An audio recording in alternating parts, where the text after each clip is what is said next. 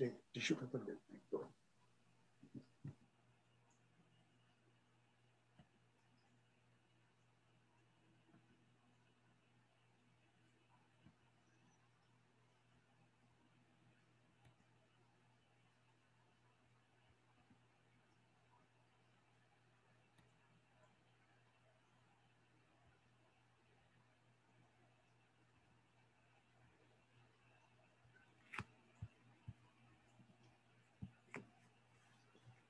رنگ منچ کینیڈا کی ملٹی کلچرل فخریہ پیشکش آوارگی ود دانش میں آپ سب کا خیر مقدم۔ ساری دنیا میں آباد میرے کرم فرماؤں دوستوں، عزیزوں، شاگردوں اور فینس کو جاوید دانش کا کنیڈین آداب، میری جبین عقیدت سلام کہتی ہے۔ ٹورانٹو کی ایک خاموش مگر پرسکون صبح ہے، لاک ڈاؤن اور 12 ڈگری کی خنکی۔ الحمدللہ یہاں حالات قابو میں ہیں، مگر ہندوستان کی صورتحال پر یہاں ہر کوئی فکر مند، ہر کوئی دعا گو ہے۔ خداوند اس نفسا نفسی اور آزمائشوں پر اب کرم ہو، مگر کلفتوں سے مایوس اور پینک ہونے کے بجائے خود کو اور اپنے ارد گرد کو سنبھالنے اور بچانے کی ضرورت ہے۔ رمضان اب رخصت ہوا چاہتا ہے، مگر اس کی برکتوں سے ہمیں یقین رکھنا چاہیے کہ بہت جلد سب کچھ معمول پر ہوگا انشاءاللہ۔ ہمارے رمضان ایپیسوڈ کی یہ آخری پیشکش ہے۔ آج ہمارے مہمان قبلہ طارق غازی صاحب ہیں، اکونامسٹ، صحافی اور محقق۔ رسول مقبول صلی اللہ علیہ وسلم کی سیرت مبارکہ پر ایک کتاب پر پچھلے کئی برسوں سے کام کر رہے ہیں۔ آج ان سے حضور کی سیرت پر تفصیلی گفتگو ہوگی، پینڈیمک پر بات ہوگی، اور اس کی تاریخی کیا وجوہات رہی ہیں اور کیا اقدامات رہے ہیں، اس پر بھی کچھ باتیں ہوں گی، اور ساتھ ہی حالات حاضرہ پر گفتگو ہوگی۔ آئیے محترم طارق غازی علیگ صاحب کا استقبال کیا جائے۔ قبلہ طارق بھائی، سلام مسنون، مزاج گرم۔ وعلیکم السلام ورحمۃ اللہ وبرکاتہ۔ الحمدللہ خیریت سے ہیں، آپ بھی خیریت سے؟ الحمدللہ۔ اور سب جو سننے والے دیکھنے والے ہیں، اللہ تعالیٰ ان سب کو بھی اپنے حفظ و امان میں رکھے۔ آمین۔ اکثر ہمارے پروگرام میں مہمانوں سے میرا پہلا فارمولہ سوال ہوا کرتا ہے کہ صاحب یہ کووڈ-19 زحمت ہے یا رحمت، مگر آج کی تاریخ میں ابھی سے کیا نام دیا جائے، کیا کہیں گے آپ؟ دیکھیے، تکلیف بھی اللہ کی طرف سے آتی ہے اور راحت بھی اللہ کی طرف سے ہوتی ہے۔ اس میں ہمارا ایک عقیدہ یہ ہے کہ جو تکلیف آتی ہے اس میں کچھ ہماری بھی خطاؤں کا دخل ہوتا ہے، بے شک، کیونکہ ہم کائنات کا حصہ ہیں، تو ہمارا جو عمل ہوتا ہے وہ کائنات کے نظام کو بہرحال متاثر کرتا ہے۔ یہ اس کے برعکس خیال ہے کہ جو لوگ یہ یقین رکھتے ہیں کہ ستاروں سے کی چال کا انسانوں کی زندگی پہ اثر پڑتا ہے، ہم سمجھتے ہیں کہ ہماری زندگی کا اثر اس پوری کائنات پر پڑتا ہے، اور اگر ہمارا عمل اچھا ہے تو کائنات بہتر طور پہ اس کا رویہ ہوتا ہے، اور خدا نخواستہ عمل میں ہمارے کوئی خرابی آ جائے تو کائنات اس سے متاثر ہوتی ہے اور اس کو ناگواری ہوتی ہے، تو اس ناگواری کا نام کوئی تکلیف ہوتا ہے، کوئی وبا ہوتا ہے۔ یہ ایک نقطہ نظر ہے۔ یہ جو وبا پھیلی ہوئی ہے، اس میں رحمت اور زحمت کا معاملہ یہ ہے کہ ظاہر ہے کہ یہ اس حد تک تو زحمت ہے کہ انسان اربوں کی تعداد میں پریشان ہے، پوری دنیا پریشان ہے، پوری دنیا پریشان، اور بے انتہا مطلب اموات ہو رہی ہیں۔ پچھلے دنوں خود ہمارے اپنے بہت ہی عزیز قریب دوست احباب، ملنے جلنے والے اور بڑے اہل علم لوگ وہ اس دنیا سے رخصت ہو گئے، تو ظاہر ہے اس کا صدمہ ہے، ہر شخص کو ہے، اور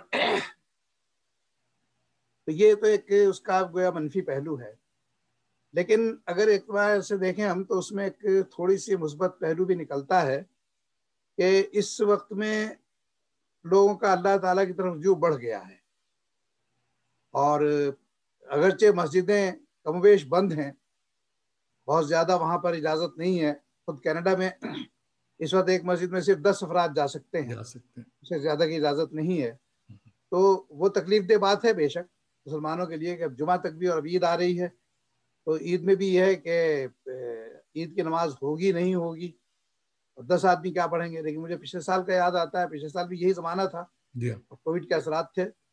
تو یہاں کی جو یہ اس کی ایجیکس کی مسجد ہے اس میں 5 افراد کی اجازت تھی، اور جو وہاں کے صدر ہیں اس مسجد کے وقاص صاحب، وہ بھی علیگ ہیں، تو انہوں نے اس مسجد میں 23 جماعتوں کا اہتمام کیا تھا، 5 کی. تو ہم بھی گئے تھے وہاں پہ. تو یہ زندگی کا پہلا موقع تھا کہ عید کی نماز میں صرف 5 آدمی تھے. کہاں 5,000 اور 50,000 کی نمازیں ہوتی تھیں اور کہاں صرف 5 افراد ہیں. تو یہ اپنی جگہ پر ہے بات تکلیف دہ، لیکن یہ کہ بہرحال رجوع اللہ، اللہ تعالیٰ کی طرف لوگوں کا وہ بڑھ گیا ہے. دوسرا ایک یہ کہ لوگ گھروں میں محبوس ہو گئے، بند ہو گئے. تو اس میں جہاں یہ بات ہوئی ہے کہ لوگوں کا ملنا جلنا لوگوں سے بند ہو گیا ہے، اور وہ تکلیف دہ بات ہے. دوسرا پہلو یہ ہے کہ اس سے وبا کے جو شدت ہے اس میں کمی بھی آئی ہے، اور لوگوں کے ملنے نہ ملنے سے تو گھروں میں لوگ محبوس ہیں، تو اس سے جو فضا ہے وہ بہرحال بہتر ہوئی ہے. وہ دلی کی آپ کو یاد ہوگا یہ رپورٹ آئی تھی پچھلے جو ویو تھی اس میں، کہ جب وہ اس وقت لاک ڈاؤن لگا تھا دلی میں تو وہاں پولوشن ختم ہو گیا تھا، پولوشن ختم ہوا فضا میں جو تھا. کیونکہ اب گاڑیاں نہیں نکل رہی ہیں باہر سڑکوں پہ، بسیں نہیں ہیں، ٹرامیں نہیں ہیں، کاریں نہیں ہیں، تو فضا میں جو گرد اور یہ دھواں پھیلا ہوا تھا وہ خود بخود چھٹ گیا. یہ اس کا ایک مثبت پہلو ہوا. تو یہ چیزیں ہیں کہ جو اس کو مطلب دونوں اعتبار سے ہم کو دیکھتے ہیں کہ اس میں ہماری تکلیف ہے. تو تکلیف میں تو وہ اللہ کی طرف رجوع ہونے کا مطلب یہ ہے کہ ہم اپنے خطاؤں کی معافی مانگیں. اور آپ کو یاد ہوگا بھی پچھلے پرسوں جو یہاں پہ 27ویں شب تھی، تو جگہ جگہ یہ اسی طریقے سے زوم ٹیوب پر دعائیں ہوئی ہیں شب قدر میں. اور اس وقت بھی یہ دعا کی گئی کہ اللہ تعالیٰ اس سے وبا کو پوری دنیا سے، پر تمام عالم انسانیت سے اٹھا لے، اور انسانیت جو تکلیف پریشانی میں ہے اسے نجات دے اس سے. تو یہ اس کا مثبت اور پہلو ہے کہ ہم اللہ کی طرف زیادہ ہمارا رجوع ہو گیا. آپ کی زندگی صحافت کی شب بیداری میں گزری ہے، کیا آپ کی زندگی میں ایسے شب و روز پہلے بھی کبھی آئے؟ نہیں، یہ پہلا موقع ہے. پہلا موقع. پچھلے آپ دیکھیے یہاں پر تقریباً 20 سال سے چھوٹی چھوٹی وبائیں پھیل رہی تھی. سارس تھا، بوائن فلو تھا، سوائن فلو تھا، برڈ فلو. تو اس قسم کی چیزیں خیر 2-3 سال میں یہ وبائیں آ رہی تھی، لیکن یہ اس کا اتنا اثر نہیں تھا. احتیاط کی جا رہی تھی، لوگ کھانے پینے میں بھی، ملنے ملانے میں بھی احتیاط کر رہے تھے، مسافر کرنے میں احتیاط کر رہے تھے، ہاتھ زیادہ دھوئے جا رہے تھے. تو اس طریقے سے حفظان صحت کی طرف ذرا توجہ زیادہ تھی، مگر یہ کیفیت نہیں تھی. اور میرا تو وہ بچپن تھا جب دوسری عالمی جنگ چل رہی تھی، اس وقت کیا حالت تھی مجھے خبر نہیں اس کی. ممکن ہے اس زمانے میں اس پر کچھ پابندیاں ہوں. ایک البتہ یاد آتی ہے چھوٹی سی بات کہ جب آپ بھی کلکتے میں تھے، میں بھی اس زمانے میں کلکتے میں تھا. 71 کی جو جنگ ہوئی تھی، وہ 16 دن کی بنگلہ دیش والی جنگ. تو اس وقت رات کو وہ ہوتا تھا بلیک آؤٹ. تو وہ تمام کھڑکیوں پہ، پردوں پہ وہ سیاہ پردے لگا دیے گئے تھے، اور لائٹ نہیں جلانے کی اجازت تھی. تو اس وقت مجھے یاد ہے کہ ہم دفتر میں آخری کاپی بھیجنے کے بعد 4-5 لوگ جو آخری کاپی کے وقت ہوتے تھے وہ ایک دوسرے کو گھر پہنچانے جاتے تھے. تو ہمارے ایک کاتب تھے مجید صاحب، وہ چونا گلی کے بالکل آخری کونے پہ رہتے تھے. تو ہم 4-5 لوگ سب مل کر، اندھیرا ہوتا تھا سڑکوں پر، اور وہ ان کو مریض تھے، وہ کبڑے تھے، وہ کھڑے ہو کر نہیں چل سکتے تھے. اچھا. تو اس میں ڈر ہوتا تھا کہیں خدا نخواستہ یہ کہیں گر گرا نہ جائیں. تو ان کو سنبھال کر لے کے جاتے تھے وہاں سے، اور آخر میں اپنے گھر پہ واپس آتا تھا. تو مگر وہ ایسا معاملہ نہیں تھا جیسا اب. دہشت نہیں تھی. جی ہاں، یہ شدت نہیں تھی. آج جو ہے بیشتر گفتگو ہماری سیرت پر ہوگی، مگر پہلے یہ بتائیں کہ کیا رسول اللہ صلی اللہ علیہ وسلم اور صحابہ کے دور میں بھی کوئی بڑی وبا پھیلی تھی، اور اس وقت اس کے کیا اقدامات کیے گئے تھے اس وقت؟ رسول اللہ کے زمانے میں تو ایسی وبا کی تاریخ نہیں ملتی. البتہ صحابہ کے زمانے میں وہ ताउन अम्बास कहलाता था, शाम का एक शहर था अम्बास, तो वहाँ पर से ये ताउन शुरू हुआ था। और ये है वाकया सन 638 का, और एक साल रहा था ये, 638 से 639 तक। और उसमें कुल जो तारीखी तौर पर आता है सीरत की किताबों में और सहाबा की सीरत की किताबों में, कि 25,000 सहाबा शहीद हुए थे। क्योंकि मदीने से और मक्के से जो मुहाजिर और अंसार सहाबा थे, उनकी बड़ी तादाद वहाँ गई भी थी। वो जिहाद चल रहा था वहाँ पर, फतुहात शाम। हज़रत खालिद इब्न वलीद और हज़रत अबू उबैदा इब्न जर्राह, इनकी कमान में वहाँ फौजें थीं। तो उसमें हज़रत अबू उबैदा इब्न जर्राह वो शहीद हो गए थे। और एक और बहुत बड़े सहाबी थे हज़रत माज इब्न जबल, उनके साहबजादे अब्दुर्रहमान, खुद उनकी अहलिया, वो तीनों, पूरा ख़ानदान उनका उसमें शहीद हो गया था। और भी बहुत से सहाबा थे जो उसका शिकार हो गए थे। तो मगर वो एक साल रहा था सिर्फ, और 25,000 लोगों का उस ज़माने में। तो उसमें ये कहना चाहिए कि शायद तारीख़ में पहली मर्तबा क्वारंटाइन हुआ था। और ये कि लोगों को ना तो वहाँ से निकलें, शाम से किसी दूसरी जगह ना, ना किसी दूसरे जगह के लोग शाम पहुँचे। तो वो उसमें उसको फिजा को काफ़ी कंट्रोल कर लिया गया, और साल भर के अरसे में वो वबा ख़त्म हो गई। लेकिन वो जो वबा थी, वो उसमें हज़रत उमर रज़ियल्लाहु ताला अन्हु का ज़माना था, वो खिलाफत उनकी थी। तो उन्होंने हज़रत अबू उबैदा को बुलाया। वो चाहते थे कि भाई ये उस मुतासिर इलाके में हैं और बुजुर्ग सहाबी हैं, अशरा मशरा के सहाबी थे, तो उनकी ज़िंदगी बचाई जा सके। तो उन्होंने इनकार कर दिया हज़रत अबू उबैदा ने। और उन्होंने वो हदीस याद दिलाई कि रसूलुल्लाह ने फरमाया कि जब कहीं वबा फैले तो न तो कोई उस वबा के इलाके में जाए, और न वबा के मुतासिरा इलाके से कोई गैर मुतासिरा इलाके में आए, सेहतमंद इलाके में आए। तो उन्होंने उससे इनकार कर दिया। तो हज़रत उमर कुछ 2-4-5 मंजिल आगे तक चले गए थे उनको लेने के लिए, कि मैं खुद लेके आऊँगा उन्हें। लेकिन वहाँ पर शुरा का इजलास हुआ, और उसमें कहा गया कि नहीं, आप आगे ना जाइए, रसूलुल्लाह का हुक्म नहीं है। तो वापस आए वो। तो बाज़ लोग जो इसके हामी थे कि ये वहाँ तक जाएं, हज़रत उमर, तो उन लोगों ने कहा कि तकदीर से भाग रहे हैं आप। तो उस पर बड़ा वो तारीखी जुमला है हज़रत उमर का, तो हमारा कि मैं तकदीर से तकदीर की तरफ जा रहा हूँ। वाह। तो उसमें बड़ा खूबसूरत पहलू ये था कि तकदीर वहाँ पर जहाँ मुतासिर इलाका है, वहाँ ये बात तकरीबन मालूम थी कि आप जिंदा नहीं रहेंगे, मौत हो सकती है।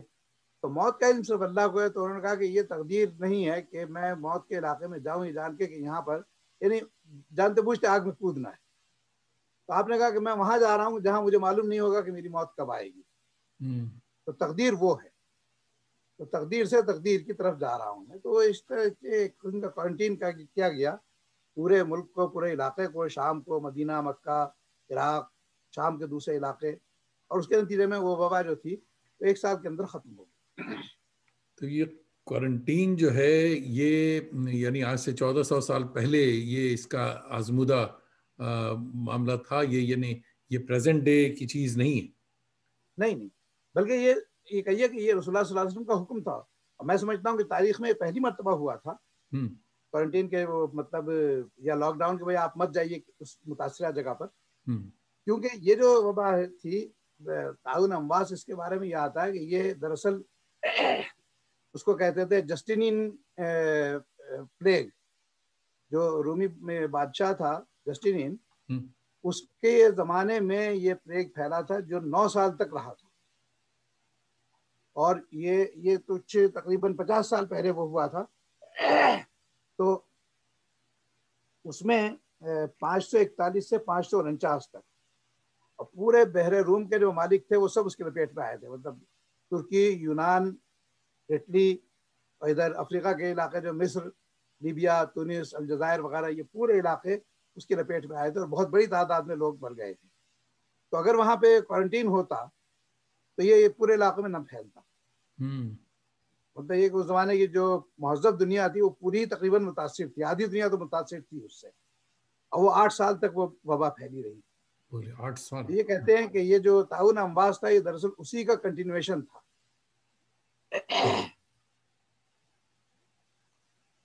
جب ایسی وبائیں جو عہد خلافت میں نہیں آئیں، اس کی خاص وجہ پھر یہ کوارنٹین تھی جو اس زمانے میں کہہ دیا گیا تھا، یا اور بھی کوارنٹین کوئی تو بعد کی چیز تھی. اصل جو چیز احکامات تھی انہوں نے جو کیے؟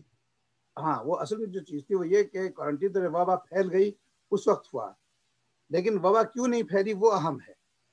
تو اس کے کئی اسباب تھے کہ یہ جو مطلب کیا نام ہے، اس زمانے میں دراصل حفظان صحت پر بہت عمل تھا. دیکھیے ایک چیز ذہن میں رکھیے کہ عربوں کے پاس پانی نہیں تھا، پورا ڈیزرٹ کا علاقہ، ریگستانی علاقہ تھا، اور پانی وہاں کی بہت شدید قلت تھی. لیکن اس کے باوجود عربوں کا مزاج تھا صفائی کا، طہارت کا اور پاکیزگی کا. تو پانی کی کمی کے باوجود وہ مطلب پاک صاف رہتے تھے. عہد جاہلیت میں بھی اور اسلام میں تو اور زیادہ اس پہ اثر ہو گیا تھا. رسول اللہ صلی اللہ علیہ وسلم کی ایک حدیث مبارک ہے کہ آپ نے فرمایا تھا کہ کیا وہ آدمی گندہ رہ سکتا ہے جس کے گھر کے سامنے نہر بہ رہی ہو اور وہ اس میں روزانہ 5 وقت ہاتھ منہ دھوتا ہو؟ تو لوگوں نے کہا کہ جی نہیں. فرمایا کہ تمہارے لیے وضو وہی ہے کہ تم 5 وقت وضو کرتے ہو تو تم پاک صاف رہتے ہو، غلاظت گندگی جو فضا میں پھیلی ہوئی ہے، جراثیم وغیرہ وہ دھلتے رہتے ہیں. تو اس کی وجہ سے مسلمانوں میں یہ بات نہیں تھی. اور اس وقت بھی یہ کہ جو مسلمان ان چیزوں پہ عمل کر رہے ہیں وہ متاثر نہیں ہے، کم متاثر ہے. کم متاثر. تو یہ ایک تو چیز تھی کہ وہاں پر اس زمانے میں مطلب یہ تھا کہ دوسرا یہ تھا کہ سفر بہت کم ہوتا تھا. بہت بڑا جیسے آج کل وہ بات بے بات بھی آدمی اٹھ کے ادھر سے ادھر اس ملک سے اس ملک تفریحاً گھومنے پھرنے کے لیے، منانے کے لیے، اور کچھ شادیوں کے لیے چلے جاتے ہیں. حالانکہ شادی کرنا فرض ہے، شادی میں جانا فرض نہیں ہے. مگر کہ لوگوں نے آپ بنا لیا. امریکہ سے، کینیڈا سے، آسٹریلیا سے وہ ہندوستان کے کسی قصبے میں جائیں کہ صاحب وہ ہمارے چچا کے حسن کی شادی. بھتیجے کی شادی ہو رہی ہے، اس میں جانا بہت ضروری ہے. تو اس زمانے میں میل جول جو تھا انٹرنیشنل وہ بہت کم تھا. تو وہ بھی ایک وجہ تھی کہ وبا نہیں پھیلتی تھی. اور دوسرے ایک جو اور چیز تھی وہ کم خوری تھی. لوگ کھانا کم کھاتے تھے. اس سلسلے میں رسول اللہ کی حدیث ہے کہ پورا پیٹ بھر کے کبھی نہ کھاؤ. اور ہماری والدہ ایک بات کہا کرتی تھی اکثر کہ تمام امراض کی جڑ معدہ ہے. اگر یہ بھر کے کھاؤ گے، اس کو بھر لو گے پورا، تو کوئی نہ کوئی مرض ہوگا. تو معدے کو راحت آرام دو تاکہ وہ بیماریاں اس میں نہ پھیلیں. کیونکہ ظاہر ہے کہ معدے کے اندر کھانا ہضم ہوتا ہے تو اس میں طرح طرح کے کیمیکلز نکل کے آتے ہیں اور اس سے وہ کھانا پچتا ہے. جدہ میں ایک ڈاکٹر تھے حیدرآباد کے، انہوں نے ایک بار بڑی عجیب و غریب بات بتائی تھی ہمیں. کہنے لگے کہ دیکھیے اللہ تعالیٰ کا عجیب و غریب نظام ہے کہ جب آپ کھانا کھاتے ہیں تو معدے کے اندر طرح طرح کے ایسڈز پیدا ہوتے ہیں، وہ نکل کے آتے ہیں جو اس کھانے کو ہضم کرتے ہیں. کہنے وہ اتنے شدید زہر ہوتے ہیں کہ اگر آپ کی ہتھیلی پر ایک قطرہ ڈال دیا جائے، کہنے کہ آپ کی ہتھیلی کے اندر سوراخ ہو جائے گا اور وہ قطرہ یہاں سے نکل کے نیچے سے نکل جائے گا. کہنے وہ اتنے شدید ہوتا ہے، لیکن معدے کے اندر وہ موجود رہتے ہیں اور نہ معدے کو کوئی اثر پڑتا ہے اور کھانا ہضم ہو جاتا ہے.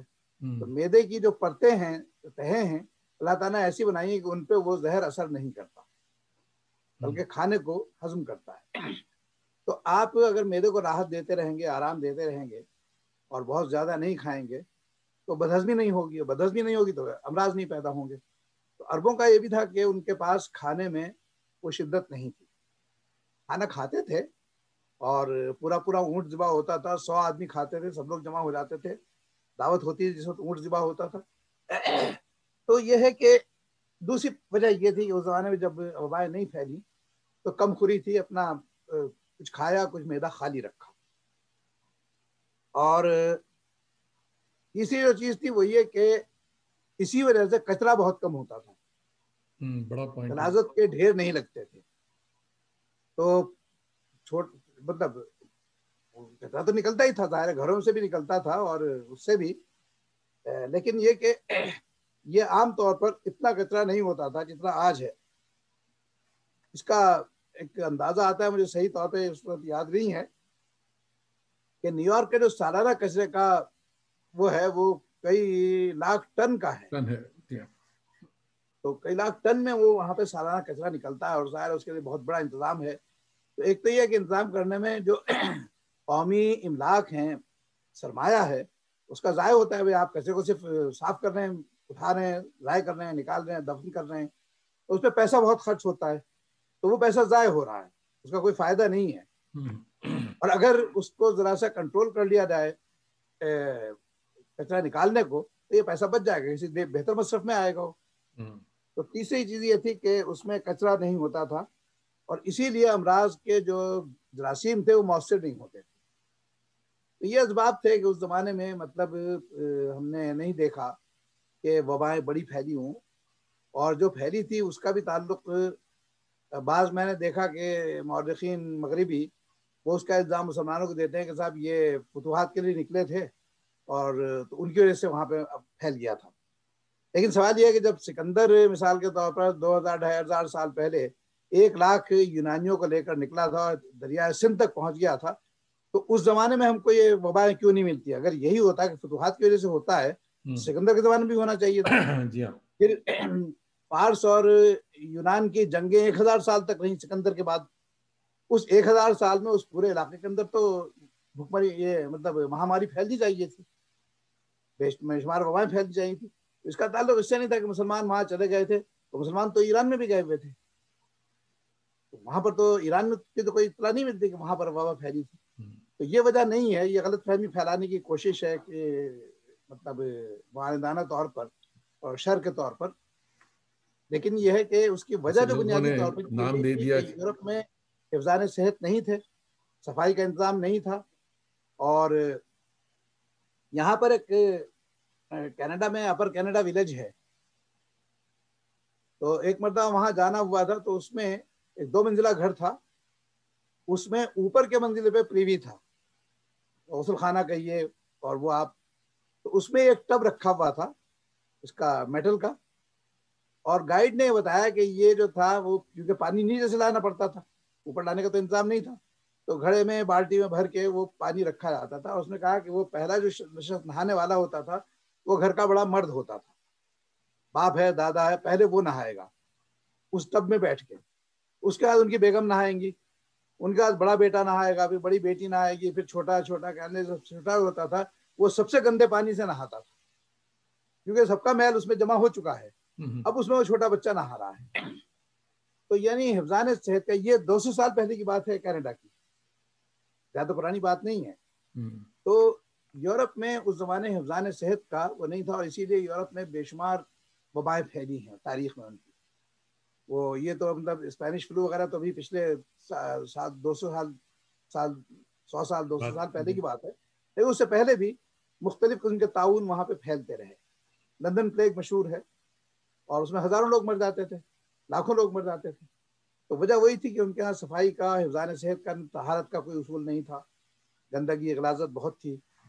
تو یہ ایک بہت بڑی وجہ ہے کہ جو اس میں مسلم علاقے میں یہ وبائیں عام طور پہ نہیں پھیلی اور یورپ سے آئی ہیں وہاں پر. یہ طاعون امواس بھی اسی زمانے کی یہ ہے کہ یہ یورپ کا جسٹینین جو فلو تھا جو یونان سے نکلا تھا، تو وہاں سے یہ اس کا جرثومہ باقی تھا اور وہ ریوائیو ہو گیا، اس کا کچھ ویریئنٹ ہو گیا. آپ ابھی دلی کی بات بتا رہے تھے کہ صاحب دہلی میں جو اسموگ اور یہ اس کا عالم تھا کہ جب یہ دسہرہ کے بعد فصل کٹتی ہے اور اس کے جو گھاس پھوس جلائے جاتا ہے تو وہ میلوں دور تک اس کے وجہ سے اتنے اثرات ہوتے تھے کہ اسکول بند کرنا پڑتا تھا بچوں کے لیے کہ بریدنگ پرابلم ہوتی تھی، سانس نہیں لی جا رہی. دلی میں بہت زیادہ خرابی تھی ابھی پچھلے، مگر کرونا کی وجہ سے اس میں تھوڑی سی راحت آئی کہ صاحب فضا صاف ہوئی. مگر ابھی کل کسی نے مجھے بتایا کہ دہلی میں جو کریمیشن کا سلسلہ چل رہا ہے اس میں 2 مسئلے سامنے آ رہے ہیں. ایک تو یہ ہے کہ جو گھاٹ پہ چیزیں جلائی جا رہی ہیں یا اوپنلی جو جلائی جا رہی ہیں، جو اموات ہو رہی ہیں، اس کی کوئی گنتی نہیں ہے. اور اس کا مجھ سے پوچھا انہوں نے کہ بھائی اس کے اوپر اس کا فضا میں کیا اثر ہوگا، آپ نے کوئی کبھی سوچا؟ ہم نے کہا صاحب میں نے تو نہیں، ابھی مرا نہیں تو اس لیے میں بتا نہیں سکتا کہ کیا ہو سکتا ہے وہاں، میں گیا بھی نہیں وہاں. مگر بات وہ مذاق کی نہیں، بات سیریس ہے. اس سے بھی زیادہ سیریس بات ایک یہ بتائی ایک دوست نے کہ صاحب جو کریمیشن ہو رہی ہے اس میں پلاسٹک اور ڈفرینٹ دوسری چیزیں بھی بیگز میں لپیٹ کر کے مردے لے جائے جا رہے ہیں. اور پہلے تو یہ نہیں تھا، پہلے صرف بیئر نیکڈ اس کو باڈی کو ڈالا جاتا تھا. کپڑے پہ لپیٹ دیتے تھے. اب جو ہے وہ بیگز کے سمے تو مسئلہ یہ ہو رہا ہے کہ وہ بیگز کے جلنے سے مشین کے اندر پرابلم آ رہی ہے کہ وہ پلاسٹکس جل رہی، اور ایک دو نہیں، وہ تو ہزاروں کی تعداد میں جل رہی. تو اس کی وجہ سے بھی بڑے مسئلے ہیں. تو اس کا بھی یہ کہ بھئی یہ جو آج بھی خبر آئی کہ صاحب جو غریب ہے بیچارہ وہ کیا کرے اور کہاں سے لائن میں لگے اور کہاں کریمیٹوریم میں جائے. گاؤں گرام میں لوگ دلی کے یعنی بنارس کے آس پاس وہ باڈیز کو گنگا میں پھینک رہے ہیں، اور کلکتے تک وہ باڈی دیگا میں ڈسکور ہوئی ہے وہ باڈی کہ صاحب وہاں تک وہ بہ کے جا رہی. تو ایک آدھ تو ڈال دینا پہلے زمانے میں بھی ہوتا تھا کہ لوگ ڈال دیتے تھے، مگر اس طرح سے لاتعداد ڈالنا تو پانی کا کیا حال ہوگا اور یہ ساری چیزیں جو ہیں. تو اس کے اثرات تو مجھے لگتا ہے کہ یہ نہیں ہے کہ تھم بھی جائے گا ابھی یہ وائرس، مگر بعد کے یعنی سالوں میں کیا ہوگا اس کا اندازہ لگانا ریئلی. کیا کہیں گے آپ، کیا ہو سکتا ہے؟ یہ بے شک آپ نے جو بات کہی ہے اس کے یہ سنگین مسئلہ ہے، سنگین مسئلہ ہی ہے، جو آنے والے دنوں کا مسئلہ ہے، جس کے بارے میں ابھی سے حکومت کو بھی اور عوام کو بھی غور کرنا چاہیے، اس مسئلے کا کوئی حل نکالنا چاہیے. دیکھیے ایک مسئلہ جو ہے وہ یہ کہ یہ ایک بہت بڑی تعداد کا جو اکثریت کا ایک مذہبی معاملہ ہے، اور اس سلسلے میں کوئی تبصرہ کرنا وہ ظاہر ہے کہ نہیں ہے. جی ہاں وہ مناسب نہیں ہے. لیکن مسئلہ یہ ہے کہ دین مذہب وہ اپنی جگہ پر ہے بے شک، اور ہر شخص کا اپنا عقیدہ ہے اور اس کے مطابق وہ اس پر زندگی گزارنا چاہتا ہے، وہ اس کا حق ہے. لیکن اگر کسی معاملے میں کوئی مسئلہ پیدا ہو رہا ہے، کوئی پریشان کن صورتحال پیدا ہو رہی ہے، تو اس میں کچھ پابندی لگائی جا سکتی ہے. مثال کے طور پہ آج کل یہاں پر ہمارے پاس کینیڈا میں آپ جانتے ہیں کہ مطلب مساجد میں اور چرچز میں، سینیگوگز، ان میں پابندی ہے. تو ہم مطلب جمعہ کی نماز جو فرض ہے، اور یہ کہ ہمارا جو ایک طریقہ رہا ہے اور ہے کہ 5 وقت کی نماز پڑھیں نہ پڑھیں لیکن جمعہ کی نماز ضرور پڑھتے ہیں لوگ، تو وہ اس پہ پابندی ہے. تو ہم اس کو برداشت کر رہے ہیں، یعنی اس کے باوجود کہ وہ ہماری ایک مجبوری ہے کہ ہم جمعہ کی نماز کے لیے مسجد میں نہیں جا سکتے، تو ہم گھر میں ظہر کی نماز پڑھ رہے ہیں. لیکن جمعہ تو ساقط ہو رہا ہے نا، مگر یہ کہ اس کو برداشت کیا جا رہا ہے کہ یہ اس کا مطلب یہ نہیں ہے کہ صرف ہمارا جو عقیدہ ہے وہ زیادہ اہم ہے، بلکہ پوری انسانیت کا مفاد ہے وہ زیادہ اہم ہے. تو اس میں ہم کوئی قربانی دے سکتے ہیں اور کوئی ایسا حل نکالا جا سکتا ہے. تو اس معاملے میں بھی یہ بہت اہم ہے کہ جیسا آپ نے کہا کہ ایک تو پولوشن میں اضافہ ہوگا، ہو رہا ہوگا. جب فضا میں یہ سب چیزیں پھیلیں گی اور دھواں پھیلے گا، اور اس میں بھی وہ ٹاکسک ہے وہ، تو کل بارش ہوگی، اس کے بعد وہ نیچے زمین پہ آئے گا، تو زمین پہ کیا اثرات ہوں گے اس کے، اور کھیتی باڑی پہ کیا اثر پڑے گا اس کا. دوسرا جو مسئلہ ہے وہ یہ، اس پہ بھی غور کرنے کی ضرورت ہے. جو ہندوستان کے خاص طور پہ باشعور لوگ ہیں، دانشور لوگ ہیں، اور خود مذہبی لوگ، کہ ایک ایسا ہے کہ وہ ان کا عقیدہ کہ جب ارتھی کو جلا دیا جاتا ہے تو اس کی راکھ کو دریا میں بہایا جاتا ہے. تو راکھ کا بہانا کوئی ایسا مسئلہ نہیں ہے. ایک تو چیز یہ ہے. دوسری چیز یہ کہ اب اگر آپ کے پاس لکڑیاں پوری نہیں ہیں، جو وہاں پر چتائیں بن رہی ہیں اس میں 4-6 لکڑیاں رکھی ہوئی ہیں، بس ان کے اوپر میت کو رکھ دیا جاتا ہے اور جلا دیا جاتا ہے.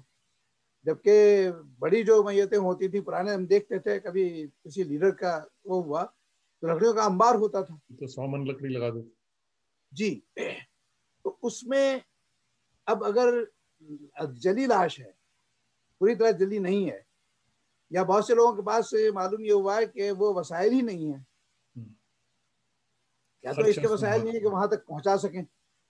ابھی میں کل پرسوں ہی خبر دیکھ رہا تھا کہ خاندان میں ایک کے بعد ایک سارے لوگ ختم ہو گئے، ایک بچا. اب اس کے بعد سارے پیسے جو تھے انہوں نے بتایا کہ ہمارے خرچ ہو چکے ہیں ان کے دوا علاج میں، اب ہمارے پاس پیسے نہیں ہیں، تو ان کے کریا کرم کے لیے بھی پیسے نہیں ہیں لوگ ان کے پاس خاندان کے، کہا ہم کیا کریں، تو انہوں نے چھوڑ دیا اس کو۔ اب اس کو اگر لاش کو کبھی جلانے کے لیے انتظام بھی نہیں ہے نہ، اس کے بعد گاؤں دیہات میں خاص طور پہ، شہروں میں تو پھر بھی انتظام ہو جائے گا کچھ، لیکن دیہاتوں میں اس طرح سے بات پھیل رہی ہے، تو وہاں پر مطلب وہ ان کو لاشوں کو دریا میں پھینک رہے ہیں۔ کل کی خبر ہے جو این ڈی ٹی وی پہ میں دیکھ رہا تھا کہ وہ کانپور اور حمیرپور کے علاقے میں وہ جمنا ندی میں، گنگا ندی میں وہ لاشیں تیر رہی ہیں۔ اس سے پانی کا پالوشن ہوگا، اس میں ایک طرف تو یہ کہ پانی کی مخلوقات ہیں، مچھلیاں، وہ مر جائیں گی، تو جو لوگ اس پہ غذا کے زندہ ہیں ان کے لیے مسئلہ پیدا ہوگا، پھر وہ پانی کیا آبپاشی کے لیے قابل رہے گا؟ فصلوں کے لیے، کھیتیوں کے لیے کیا آپ وہاں پہ وہ پانی ڈال سکتے ہیں؟ تو کیا فصل ہوگی یا خراب ہو جائے گی؟ یا یہ کہ اس فصل کے اندر بھی بیماری آ جائے گی، وہ بھی مسئلہ ہوگا۔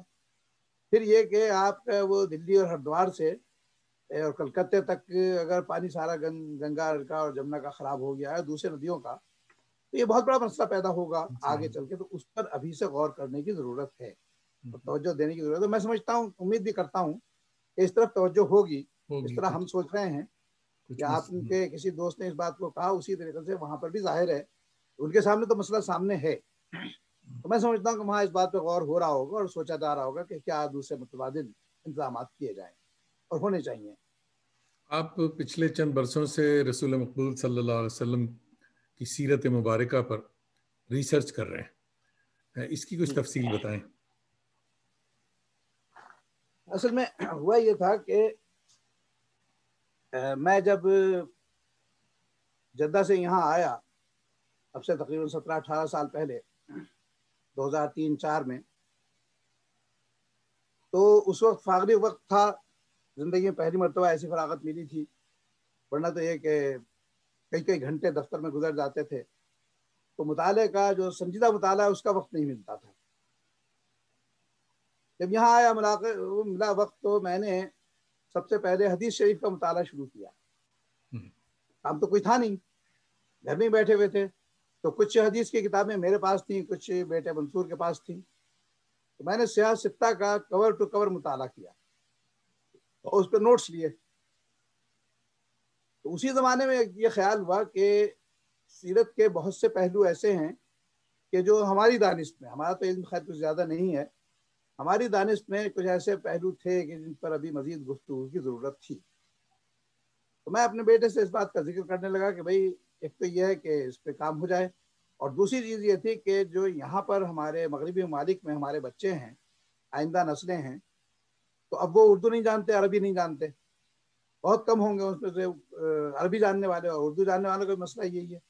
تو ان کے واسطے انگریزی زبان میں ایک ایسی سیرت کی کتاب آنی چاہیے جو اس علاقے کی جو نسلیں ہیں نئی، ان کا جو ذہن ہے، ان کی جو سوچ ہے، اس کے مطابق ہو، ان کو سیٹسفائی کرے، انہیں مطمئن کرنے کے لیے۔ تو کچھ نام ذہن میں آئے کہ فلاں سے کہا جائے، فلاں سے کہا جائے، تو اس میں یہ تھا کہ ان لوگوں کو انگریزی نہیں آتی۔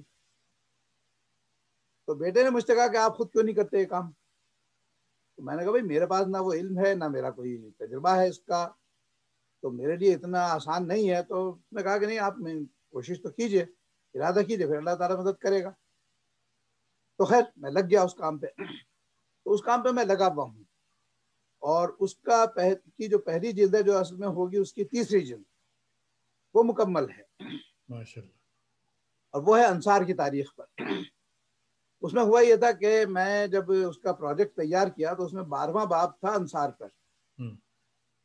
تو اس خیال سے کہ بھئی انصار سے ہی ہمارا جدی تعلق ہے پشتینی، تو میں انصار سے ہی بات کروں، تو خیر وہ باب جو تھا میں نے لکھنا شروع کیا، اس پہ مطالعہ کرنا شروع کیا، تو وہ مستقل کتاب بن گئی، کیونکہ انصار کی تاریخ پہ کوئی کتاب تاریخ پہ موجود نہیں ہے۔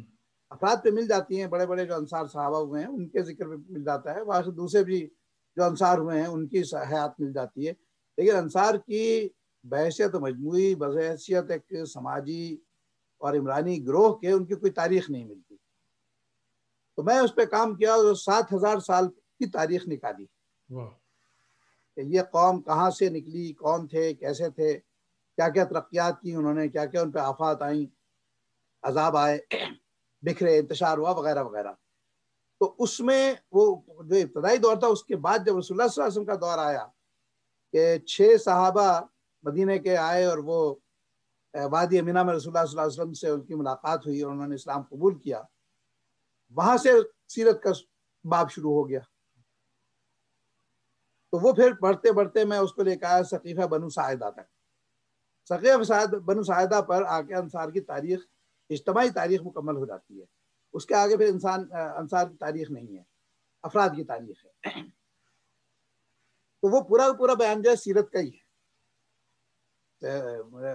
بیعت عقبہ اولیٰ سے اور سقیفہ بنو ساعدہ تک. یہ میں نے انگریزی میں لکھی. اس کے بعد وہ میری بہن، اس نے وہ کہا کہ نہیں اردو میں بھی لکھو اس کو. تو پھر اس کے پیچھے لگ گیا میں کہ اردو میں اس کو. تو وہ اردو میں ترجمہ نہیں کیا میں نے، اس کتاب کو سامنے رکھ کے اثر نو لکھا. اس کے بعد بیچ میں کچھ کام رک گیا تھا، دوسرے کچھ مصروفیتیں نکل آئی تھیں. اب اس پہ میں نے دوبارہ کام شروع کیا پہلی رمضان سے. اور اس وقت اس کی صورتحال یہ ہے کہ وہ 4 یا 5 جلدوں میں تیار ہوگی، جس میں سے مطلب 2 جلدیں تیار ہیں، 3 جلدیں تیار ہیں، اور 2 جو آخری ہیں ان پہ کام چل رہا ہے. تو اس میں جس پہ میں کام مکمل کر چکا ہوں، بلکہ کل رات ہی میں نے اس کو مکمل کیا ہے، وہ رسول اللہ صلی اللہ علیہ وسلم کی ولادت سے پہلے کا عرب اور دنیا کیا تبدیلی لے کے آئے تھے رسول اللہ صلی اللہ علیہ وسلم. تو وہ بیک گراؤنڈ دینے کے لیے اس پر وہ تقریباً 200-300 صفحے کی کتاب وہ مکمل ہو گئی ہے. کل رات ہی مکمل ہوئی ہے وہ. اور اب میں رسول اللہ صلی اللہ علیہ وسلم کی ولادت اس کا ذکر آ چکا ہے، اور اب مطلب وہ آئے گا ان کا بچپن، اور بچپن کے بعد پھر جوانی، اور پھر بیست تک ہو جائے گا. تو وہاں سے پھر وہ جو اگلا ہے وہ انصار کی تاریخ شروع ہو جائے گی. تو یہ 2 کتابیں جو ہیں اب یہ مکمل ہو جائیں تو انشاءاللہ وہ کتاب میں سمجھتا ہوں کہ چند ماہ میں اللہ توفیق دے، مدد فرمائے، اور آپ حضرات کی دعائیں ہوں. ضرور. تو کیا رسول اللہ صلی اللہ علیہ وسلم کی زندگی میں کسی نے ان کی حیات مبارکہ پر کچھ جمع کرنا شروع کر دیا تھا؟ یعنی میرے مراد یہ کہ کیا پہلی سیرت کی کتاب کون سی کہلائے گی، کون سی ہے جو کہ جس کو کہیں گے یہ پہلی سیرت کی کتاب حدیث ہے. حدیثیں جمع ہونی شروع ہو گئی تھی، اور شروع میں ان پر پابندی تھی کیونکہ قرآن مجید بھی نازل ہو رہا تھا. تو رسول اللہ صلی اللہ علیہ وسلم نے حدیثیں لکھنے سے منع کر دیا تھا کہ کہیں ایسا نہ ہو کہ وہ حدیثیں جو ہیں وہ قرآن مجید میں آ جائیں یا قرآن کی آیتیں حدیث میں چلی جائیں، کوئی اس قسم کی چیز نہ ہو جائے. تو شروع میں حدیثیں لکھنے سے منع کیا تھا، لیکن یادداشت میں تھیں. اور اس کے بعد پھر حضور کے زمانے میں ان کے لکھنے کی اجازت بھی ہو گئی تھی. حضرت علی کا ایک صحیفہ تھا جو ان کے تلوار کے پرتلے میں رہتا تھا. حضرت صدیق اکبر کے پاس ایک صحیفہ تھا، اس میں کچھ احادیث تھیں. اسی طریقے سے حضرت عائشہ صدیقہ، تو وہ تو مطلب پڑھ لیتی تھیں، حضرت عائشہ صدیقہ لکھنا نہیں جانتی تھی. تو ان کی جو تھی تقریباً 2500 ان سے روایتیں ہیں. جو رسول اللہ صلی اللہ علیہ وسلم کی خصوص نجی زندگی اور اہلی زندگی تھی، خاندانی، بیویوں سے تعلق، بچوں سے تعلق، اس کے بارے میں. پھر ان کے بعد ان کی شاگردیں تقریباً 5-6 شاگردیں ان کی خواتین، اور 1-2 مرد بھی جو ان کے بھتیجے وغیرہ تھے وہ محدث بنے. اس کے بعد یہ جو کہنا چاہیے پہلی حدیث کی کتاب لکھی گئی باقاعدہ اس نام سے، جو جس کو سیرت کے نام سے دیا جائے، تو پہلی کتاب تھی ابن اسحاق کی. ابن اسحاق مکے کے قریشی تھے، اور انہوں نے جمع کرنی شروع کی وہ احادیث جو رسول اللہ کی ذات سے، زندگی سے متعلق تھی. وہ جو تحریر تھی وہ ضائع ہو گئی، اس کا کوئی وہ موجود نہیں ہے نسخہ. لیکن ان کے شاگرد تھے ان کے بعد ابن ہشام، انہوں نے اس کی بنیاد پر، وہ ان کے پاس نسخہ تھا، اس کی بنیاد پر انہوں نے سیرت لکھی. تو وہ دنیا کی پہلی سیرت کی کتاب مانی جاتی ہے کہ اس میں ابن اسحاق کے بیانات جو تھے بہت بڑی حد تک آ گئے، کیونکہ بہت جگہوں پر ابن ہشام انہی کا حوالہ دیتے کہ ابن اسحاق نے یہ لکھا ہے، ابن اسحاق نے یہ کہا ہے. تو وہ ان کی کتاب آ گئی. اور اس کے بعد پھر مطلب یہ احادیث جمع کرنے کا جب کام شروع ہوا تو امام ترمذی، جن کی کتاب وہ جامع سنن ہے امام ترمذی کی، وہ تو احادیث کی کتاب ہے. انہوں نے یہ کتاب صرف رسول اللہ صلی اللہ علیہ وسلم کے اخلاق پر لکھی ہے، جو شمائل ترمذی کہلاتی ہے. کہ وہ زندگی کیسے گزارتے تھے، مطلب کنگھی کیسے کرتے تھے، سرما کیسے لگاتے تھے، وضو کیسے کرتے تھے، لیٹتے کیسے تھے، بیٹھتے کیسے تھے، گفتگو کیسے کرتے تھے. تو یہ تمام چیزیں انہوں نے شمائل ترمذی میں اس کو کر دی. تو وہ بھی ابتدائی کتابوں میں سے ہے سیرت کی.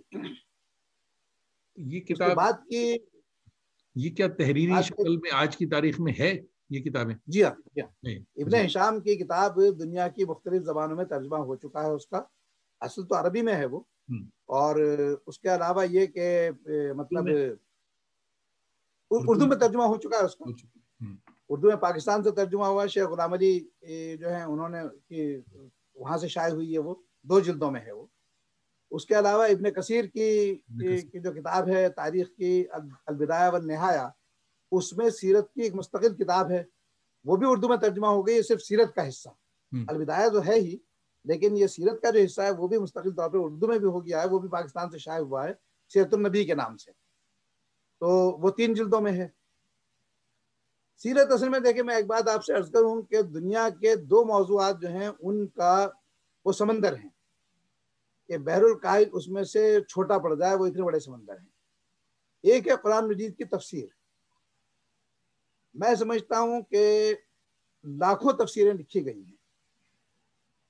رسول اللہ صلی اللہ علیہ وسلم کی سب سے پہلی جو تفسیر مانی جاتی ہے وہ ایک تو خود رسول اللہ کے بیانات ہیں، اور امام حضرت ابن عباس کی تفسیر مانی جاتی ہے، جس کو انہوں نے تو نہیں لکھا اس کو، لیکن جو حدیثیں انہوں نے بیان کی قرآن کی آیات کی تفسیر میں، انہیں بعد میں ایک علامہ مجد الدین فیروز آبادی تھے، انہوں نے یکجا کر دیا تھا، اور وہ تفسیر ابن عباس کے نام سے موجود ہے، چھپی ہوئی ملتی ہے.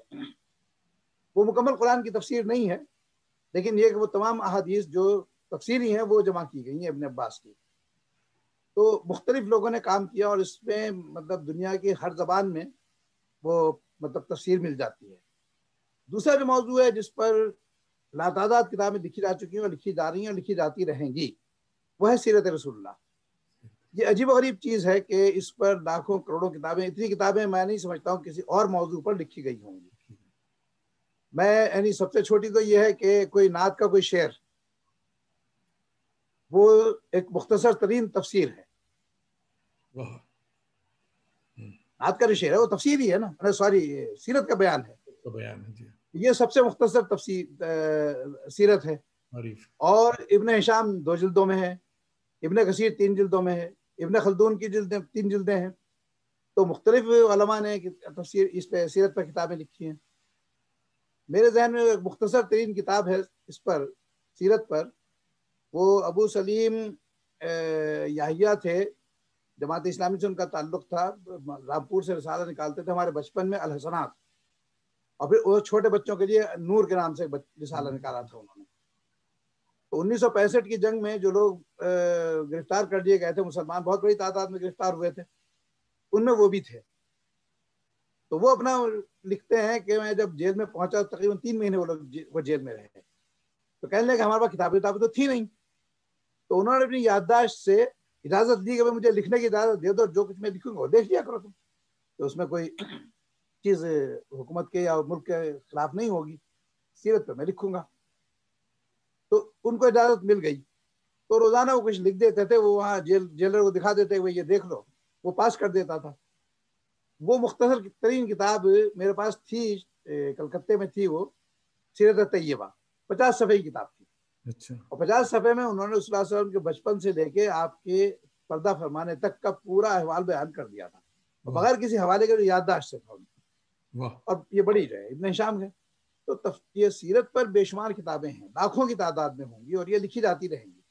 اور میں سمجھتا ہوں کہ جس طرح قرآن مجید کے علوم میں کوئی کمی نہیں ہوتی، ہر مفسر بالکل کوئی نہ کوئی نئی بات کہہ دیتا ہے، اسی طرح سیرت کے معاملے میں بھی یہی ہے کہ ہر سیرت نگار کوئی نہ کوئی نیا نقطہ نکال دیتا ہے، کسی نئے پہلو سے کوئی بات کہہ دیتا ہے. یہ رسول اللہ کا معجزہ ہے. اب تک سینکڑوں کتابیں جیسا کہ آپ بتا رہے ہیں، ہم جانتے ہیں سیرت پر آ چکی ہیں، آتی رہیں گی. تو آج ہم نے چند مشہور کتابوں کا عکس بھی دکھایا ہے.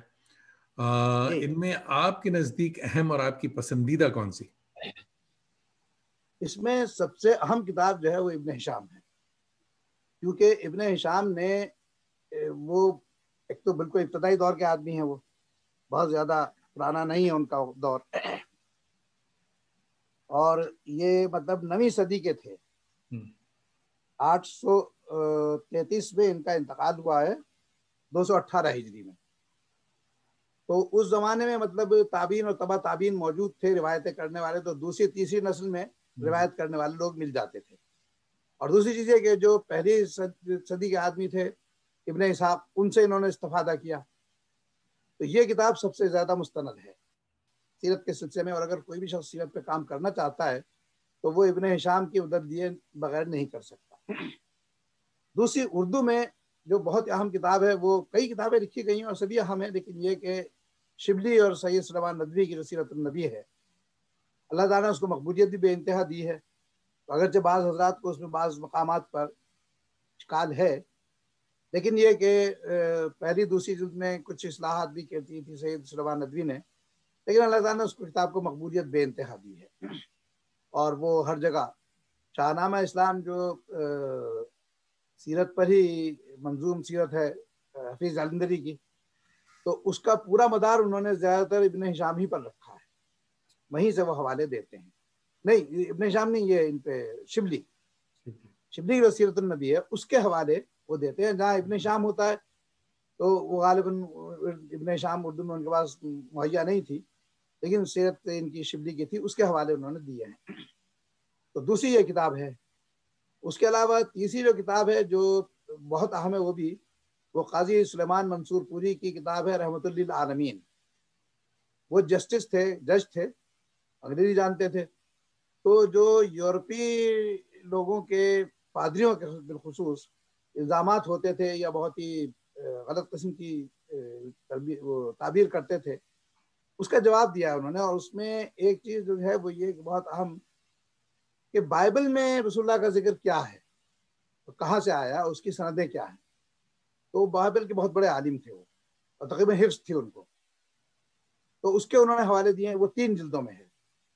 تو جو لوگ اس اعتبار سے سیرت کا مطالعہ کرنا چاہتے ہیں کہ بائبل میں تورات، انجیل وغیرہ میں اور دوسری جو بائبل کی کتابیں ان میں رسول اللہ کا کیا ذکر ہے، وہ اس کا مطالعہ بہت ضروری ہے ان کے لیے. ان کے علاوہ بلازری ہیں، ان کی کتاب ہے تو وہ فتوح البلدان. اس میں انہوں نے مطلب یہ کہ کچھ حصہ، پوری کتاب جو ہے وہ سیرت پر نہیں ہے، لیکن جو حصہ جو ہے اس کا وہ سیرت سے متعلق ہے. اور پھر واقدی کی کتاب المغازی ہے جو جنگوں کی تاریخ ہے، رسول اللہ صلی اللہ علیہ وسلم نے جنگیں لڑی ہیں تو اس میں سیرت کا بیان آ جاتا ہے. اور اسی جنگوں پہ آپ نے وہ بھی دکھایا، اس پہ ایک ڈاکٹر حمید اللہ کی کتاب رسول اللہ صلی اللہ علیہ وسلم کے میدان جنگ. تو انہوں نے مطلب وہ حجاز آئے تھے حیدرآباد سے، وہ سقوط حیدرآباد کے بعد، اور وہاں پر انہوں نے ریسرچ کی تھی جغرافیکلی، اور وہ کہاں کہاں پہ جنگیں لڑی گئیں، ان کا نقشے بنائے انہوں نے، کون سی فوج کہاں تھی، کہاں تھی اور کیا سچویشن ہوئی. وہ ایک بڑی عجیب کتاب ہے. تو یہ کتابیں جو ہیں یہ اساسی کتابیں ہیں، اور ان سے ہم مطلب ابن خلدون کی ہے، ابن کثیر، ابن اسیر کے الکامل فی التاریخ، اور البیرونی، یہ تو خیر تاریخ کی کتابیں ہیں. تو یہ کتابیں جو ہیں یہ بنیادی کتابیں ہیں، اور ان کے بغیر سیرت کا مطالعہ مکمل نہیں ہو سکتا. اور میں ایک بات خاص طور پہ نئی نسلوں سے کہنا چاہوں گا کہ آپ کچھ بھی پڑھیے، آپ سائنٹسٹ بن جائیے، آپ صحافی بن جائیے، آپ ڈاکٹر بنیے، انجینئر بنے، پولیٹیشین بنے، لیکن سیرت کا مطالعہ ضرور کریں. اور سیرت کا مطالعہ دنیا کے ہر میدان میں آپ کی رہنمائی کرتا ہے کہ کس انداز پہ رسول اللہ صلی اللہ علیہ وسلم نے زندگی گزاری اور ان سے ہم کیسے فائدہ اٹھا سکتے ہیں. تو یہ بہت ضروری ہے کہ وہ، اور یہ کہ اب اس میں مطلب دنیا کی ہر زبان میں کتابیں آ گئی ہیں. انگریزی میں بتانا بھول گیا آپ کو، ایک بہت اہم کتاب ہے، کئی کتابیں ہیں انگریزی میں، وہ ہے محمد حسین ہیکل، مصری صحافی بھی تھے اور عالم تھے. انہوں نے حیات محمد کے نام سے عربی میں لکھی ہے. اس کا ترجمہ اسماعیل راجی فاروقی شہید انہوں نے انگریزی میں کیا ہے، دا لائف آف محمد. تو یہ کتاب آپ نے دکھائی بھی یہاں پر. تو یہ کتابیں جو ہیں یہ بنیادی، تو اس میں بعض مقامات پہ جو حیات محمد ہے اس میں ہیکل کی، اس میں بعض مقامات پر ذرا کچھ تسامح ہوا ہے ان سے، لیکن وہ ایک رائے کی بات ہے.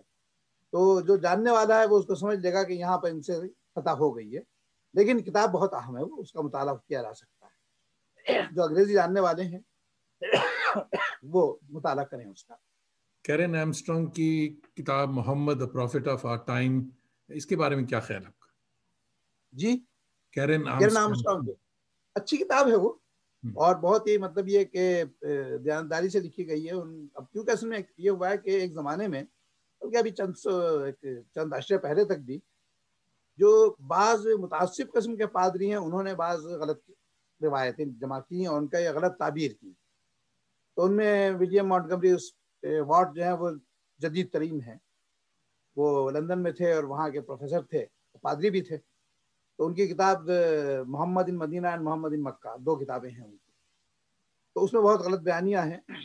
لیکن پھر ایک وہ ذہن پیدا ہوا کہ نہیں، یہ زیادتی ہو رہی ہے رسول اللہ کے ساتھ بھی اور مسلمانوں کے ساتھ بھی، اور علم کے لیے ساتھ بھی زیادتی ہے کہ آپ ایک چیز کو جو صحیح ہے اس کو غلط بنا کے پیش کر رہے ہیں، تو یہ تعصب ہے۔ تو اس میں ایک یہ نیا ذہن پیدا ہوا ہے مغرب میں، وہ خوش آئند ہے اور قابل توجہ بھی ہے، قابل داد بھی ہے۔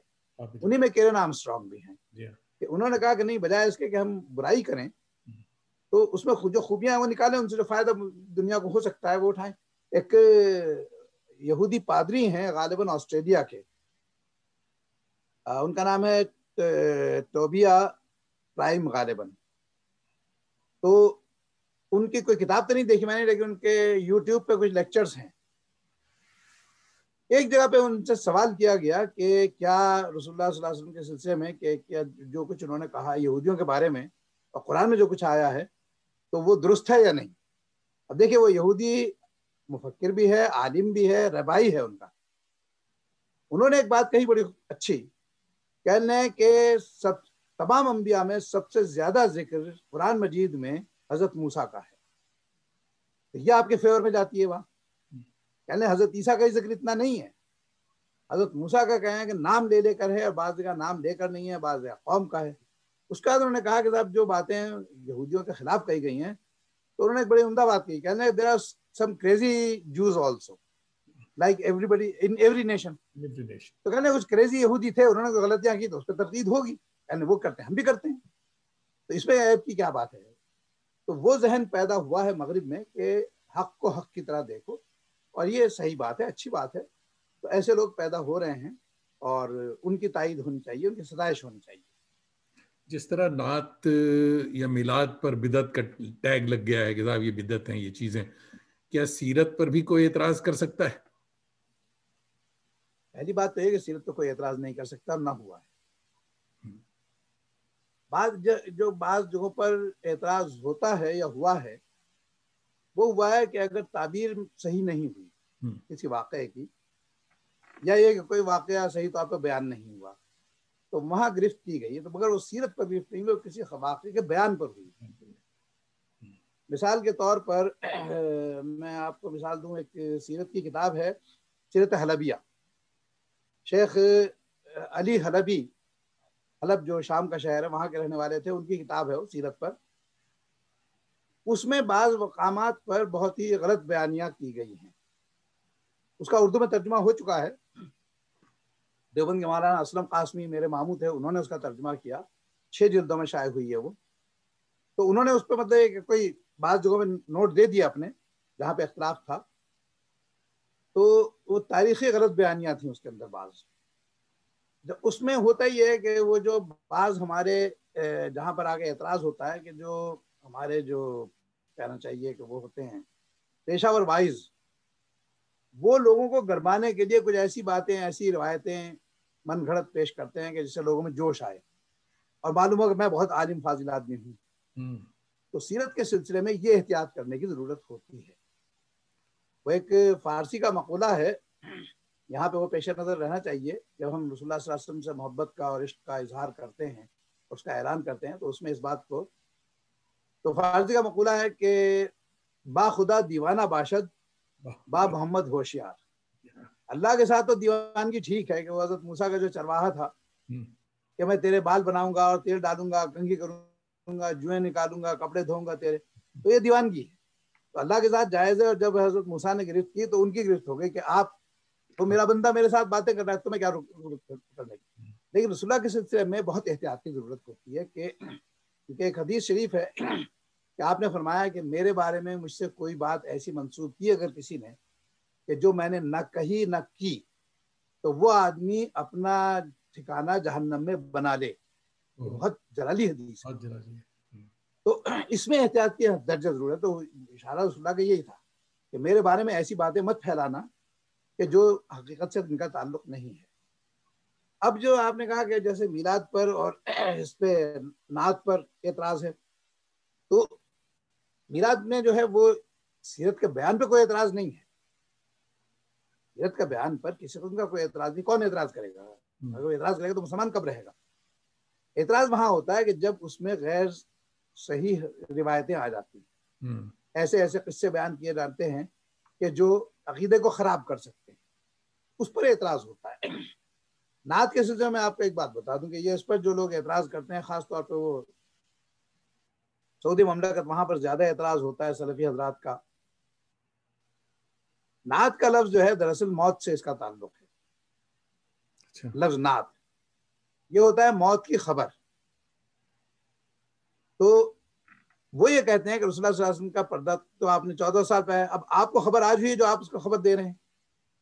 تو وہ ہمارے پاس اردو میں نعت کا جو لفظ ہے وہ اصطلاح بن گیا ہے, یہ عربی کے اس معنی میں نہیں ہے. ان لوگوں کو سمجھانے کی بات یہ ہے کہ نعت کا لفظ جو ہے عربی میں اس معنی میں ہے کہ موت کی خبر دی جا رہی کہ آپ کسی کا انتقال ہو گیا تو آپ نے جا کے دوست کہتا ہے بھائی فلاں کا انتقال ہو گیا ہے, دیکھیے تو یہ نعت ہوئی. اس کو عربی میں نئی کہتے ہیں.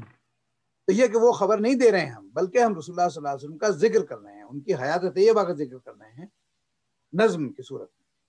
تو اس میں اگر کوئی ایسا شعر ہو کہ جو مطلب صحیح اس کے خلاف ہو روایت کے, تو ظاہر ہے وہ گرفت کے قابل ہے. لیکن اگر کوئی ایسی بات نہیں ہے تو نعت کو بے شمار شعراء میں عربی میں ہوئے ہیں. عربی میں بہت حضرت حسان بن ثابت کی نعتیں ہیں, حضرت عبداللہ ابن رواحہ کی نعتیں ہیں, حضرت ابی ابن کعب کی نعتیں ہیں. تو نعت وہ اس معنی میں نہیں نعت کہہ رہا ہوں میں نے, بلکہ مدح رسول. اگر ہم اس کے لفظ کو مدح رسول میں بدل دیں تو شاید ان لوگوں کو اطمینان ہو جائے, یا یہ کہ ان کو یہ بتائیں کہ یہ نعت کا مطلب عربی کا لفظ نہیں ہے بلکہ یہ اردو کا لفظ ہے ہمارے پاس, اور اس کا مطلب ہوتا ہے مدح رسول. تو ہم رسول اللہ صلی اللہ علیہ وسلم کی ستائش کرتے ہیں, ان سے اپنے محبت کا اظہار کرتے ہیں. تو اس پہ کوئی اعتراض کوئی نہیں کر سکتا, اور نہ ہے کسی کو اعتراض.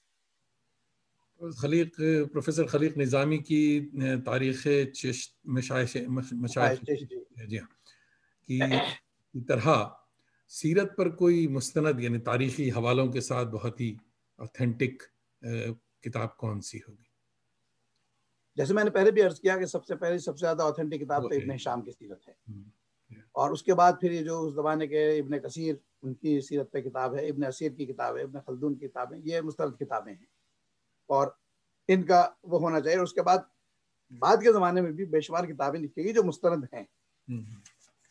مولانا ادریس کاندھلوی کی کتاب ہے سیرت المصطفیٰ, اور قاضی ایاز کی کتاب ہے الشفا, رسول اللہ صلی اللہ علیہ وسلم کی سیرت ہی ہے. تو اس طریقے سے یہ کتابیں جو ہیں وہ مستند ہیں. شمائل ترمذی یہ مستند کتاب ہے. کوئی اہم بات جو رہ گئی ہو ہماری گفتگو میں تو آپ بتانا چاہتے ہیں تو وہ بتائیے. دیکھیے وہ یہ ہے کہ سیرت کے سلسلے میں ایک بات میں ضرور کہنا چاہوں گا. سیرت بہت بسیط موضوع ہے, یعنی ایک کسی نشست میں یا ایک کتاب میں اس کا ذکر کر دینا, ایک مضمون میں ذکر کر دینا ممکن نہیں ہے. کہیں نہ کہیں کوئی بات رہ جاتی ہے. میرے مطالعے میں ایک بات آئی ہے سیرت کے جو میں لکھ بھی رہا ہوں, لکھ بھی دیا ہے اس کو, اور بعض اوقات گفتگو بھی کہتا ہوں, یہاں پہ بھی عرض کر دینا چاہتا ہوں. جو ہم رسول اللہ صلی اللہ علیہ وسلم کی زندگی سے سبق حاصل کر سکتے ہیں عام زندگی میں, آپ نے دو بہت اہم نقطے دنیا کو دیے ہیں, عمرانی طور پر بھی اور سیاسی طور پر بھی. پہلا نقطہ ہے تسلسل کا, یعنی اگر انسان اپنے ماضی سے مکمل طور پر کٹ جاتا ہے تو اس کے سامنے مستقبل نہیں رہتا. وہ کسی کا قول ہے کہ جس قوم کا ماضی نہیں ہوتا اس کا مستقبل بھی نہیں ہوتا. تو ماضی سے تسلسل جڑا رہنا وہ ضروری ہے. یہ نہیں ہے کہ ماضی میں ہم وہ پدرم سلطان بدھ ہمارے تاج عجائب گھروں میں رکھے ہیں، وہ ماضی نہیں ہے. ماضی یہ ہے کہ ہمارے پاس اس زمانے میں کیا خوبیاں تھیں جن سے ہم آج فائدہ اٹھا سکتے ہیں، اور کون سے ہم سے غلطیاں ہوئیں جن سے ہم کو بچنا چاہیے. یہ ہے ماضی، اور اسی لیے تاریخ کا فن ایجاد ہوا. تو رسول اللہ صلی اللہ علیہ وسلم نے، اور خود قرآن مجید میں جو اقوام سابقہ کا ذکر آتا ہے، حضرت نوح کا ذکر آتا ہے، سیلاب کا ذکر آتا ہے، حضرت ہود، حضرت صالح کا ذکر آتا ہے، ان کی قوموں پہ عذاب کا ذکر آتا ہے، حضرت موسیٰ، حضرت عیسیٰ اور دوسرے انبیاء کا ذکر آیا. تو یہ تسلسل تھا کہ دیکھیے یہ ہے آپ کی زندگی کا آغاز، کہ آدم سے شروع ہوتے ہیں، پھر نوح پہ آتے ہیں، پھر ہود، پھر صالح، اور ان کے قوم نے کیا کیا غلطیاں کی جو آپ کو نہیں کرنی ہے. ایک تو یہ رسول اللہ صلی اللہ علیہ وسلم نے اصول دیا کہ آپ نے ماضی سے نہ کٹیے. چنانچہ ہم یہ دیکھتے ہیں کہ جو عہد جاہلیت کے بعض خوبیاں تھیں، رسول اللہ صلی اللہ علیہ وسلم نے ان کو قبول فرمایا، ان کو رائج کیا، بعض کی اصلاح کی. جہاں کوئی خامی تھی، کمزوری تھی، مثال کے طور پر قصی کا نظام حکومت تھا، رسول اللہ صلی اللہ علیہ وسلم تقریباً 100-150 سال پہلے، یہ ان کے پردادا تھے، پردادا کے دادا تھے، قصی ابن کلاب. تو انہوں نے ایک سیاسی نظام دیا تھا، وہ اس زمانے کا بڑا عجیب و غریب نظام تھا، مطلب پوری دنیا میں ویسا نظام نہیں تھا. وہ ایک قسم کا شورائی اور جمہوری نظام تھا.